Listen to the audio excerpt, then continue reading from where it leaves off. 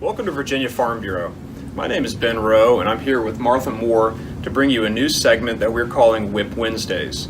Every Wednesday for the next several weeks, we'll talk to you about the Governor's proposed Watershed Implementation Plan Phase 3, and we'll talk through portions of that program that we view as positive, negative, or neutral for agriculture. To start us off this week, I'll hand things over to Martha Moore. Thanks, Ben. Obviously, those positive issues we're tagging as green issues, so let me jump right into it.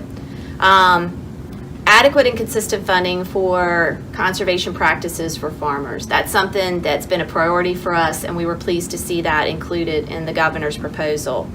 Along with that, soil and water districts, if they get these additional funds, we've got to make sure that they have the staffing to be able to help farmers, because it couldn't be any more frustrating for you to go in and they don't have enough resources to even help you figure out what is available.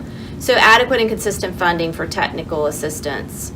They're also talking about increasing tax credits for these conservation practices, which is another incentive tool that farmers can utilize. Right now they're capped at $17,500. We're not sure whether that's going to talk about raising that level, but they want to make that program more of an incentive-based program, and so we look forward, if that continues to stay in it, to working with the state to figure out how to make that a better incentive program.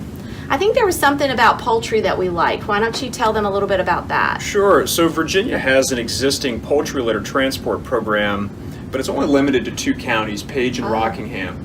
So in this draft proposal, it would expand this to 3 counties in the Commonwealth and potentially 5 counties, expanding this program to more farmers and more poultry operations. Another thing I want to talk about is CREP, or the Conservation Reserve Enhancement Program. And again, in this draft proposal, they've suggested that we expand that program, getting that out onto more acres in the Commonwealth. And the final thing I think, Ben, that I saw in the report was incentivizing resource management plans, and also making sure that the districts are compensated for helping farmers get that with technical assistance. So those are just kind of a flavor of the things that we felt like were positive. We're going to be sending updates through our Farmers in Action alert system to members, kind of writing this out. So thanks for joining us for our first WIP Wednesday. Thank you.